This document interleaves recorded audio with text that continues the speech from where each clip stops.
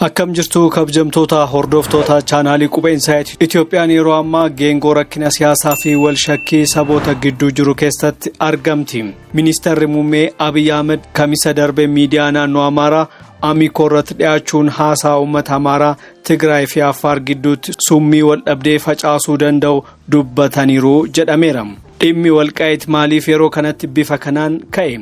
Mootummaan Tigraay haasaa ministeera muummee Abiy Ahmed kanaaf deebii akkamii kenne? Jawaar Mohammadii fi Dr. Biraanuu Leenjisoo dhimma gobanaa Daacee irratti maaliif wal dhaban? Ministeerri muummee Abiy Ahmed maaliif yeroo kanatti gaaffiif deebii akkasii gochuu barbaadan? Xiinxala gadi fageenyaa qabannee dhufneerraa hanga xumuraatti nu waliin tura. Ministeerri muummee Abiy Ahmed gaaffiif deebii Amiko waliin taasisan keessatti dhimmoota uummata Amaaraa aarsuu fi Tigraay waliin wal dhabsiisuu danda'an dhiyeessaniiru jedhameera. Abiy ummatni Amaaraa yeroo ammaa walqaayit keessa kan jiru sababa kootiinii kanaan dura isiniif hin heeyyamamne ture jechuun dhimma lafa kana akka kennaa dhuunfaa isaaniitti dhiyeessaniiru. Dabalataan hooggantoonni Tigraay wabii gochuun jarri walqaayit nuuf deebisaa nuti ammoo hooggantoota faannoo hunda qabannee isiniif kenninaa naan jedhaniiru jechuun dubbataniiru. Kun ammoo uummata Amaaraa fi Tigraay gidduutti jibbiinsaa fi wal shakkii hatattamaa uumuuf kan yaadameedha jedhamee qeeqamaatti jira.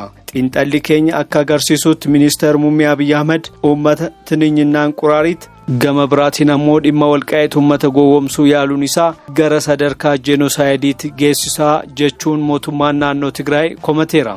Ibsi foorumii nagaa hawaasaa fi miidiyaalee naannoo Tigraay ministeerri muummee Abiy Ahmed dugugiinsa sanyii kan raawwatu jechuun balaaleffataniiru. Ibsi isaanii akka agarsiisutti Abiy uummata Amaaraa fi Tigraay akka ibiddaa fi cidii taasisuun dhiiga uummatootaan aangoosaa dheereffachuu barbaada jedha ibsi isaanii.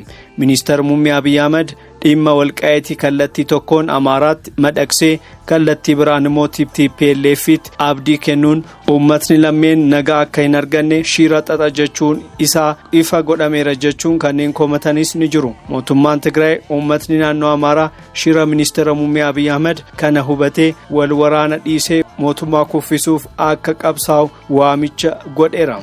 Ministeerri muummee Abiy Ahmed seenaa Minilikii fi gobanaa Daacee ijaarsa Itoophiyaa ammayyaa keessatti faarsuun isaa hayyoota Oromoo gidduutti falmii cimaa uumeera. Jawaar Mohammed baruu isaa gobana seenessa goota gantuu jechuun dhimma kana xiinxaleera. Jawaar akka jedhutti gobanaa jechuun mooraa qabsoo Oromoo keessatti mallattoo gantummaa keessooti. Ministeerri muummee Abiy Ahmed gobanaa faarsuun isaa seenessa diddaa Oromoo gidduu gara seenessa bulchiinsa ce'uuf yaalii inni godhedha. Garuu osoo seenessa haaraa uummata amansiisuu hin ijaarin kan duraanii diiguun isaa gaaga'ama seenessa uumeera jedha.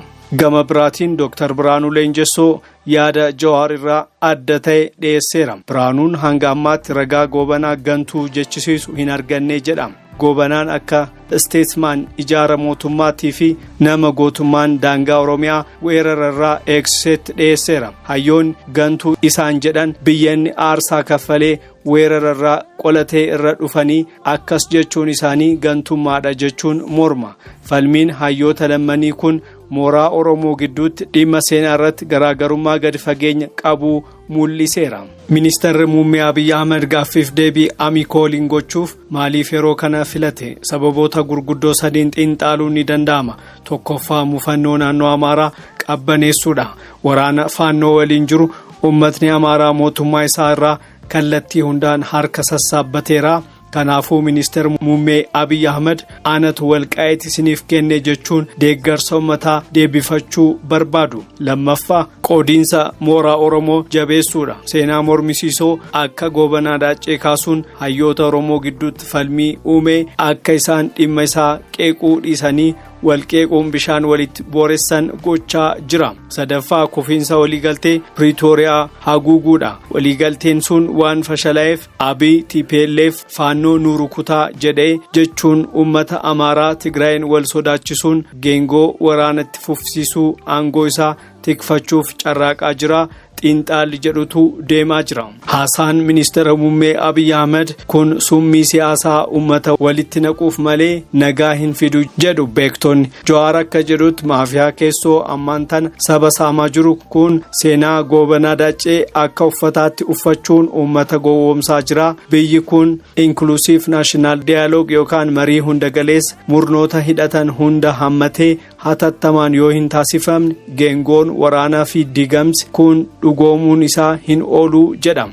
kabajamtoota hordoftoota keenya ministeera muummee Abiy Ahmed walqaa'it kallattii kootiin isiniif kenname jechuun isaa dhuguma uummata Amaaraaf yaaduudha moo waraana haaraa uummata gidduutti oofuudha. Goobanaa Daacirratti xiinxala Jawaar moo kan biraanuu isiniif sirriidha. Yaada keessan koomentii jalatti nuuf barreessa. Chaanaalii Qubeen Saayit yeroo hundaa odeeffannoowwan madaalawaa fi xiinxala gadi fageenyaa isiniif dhiyeessa.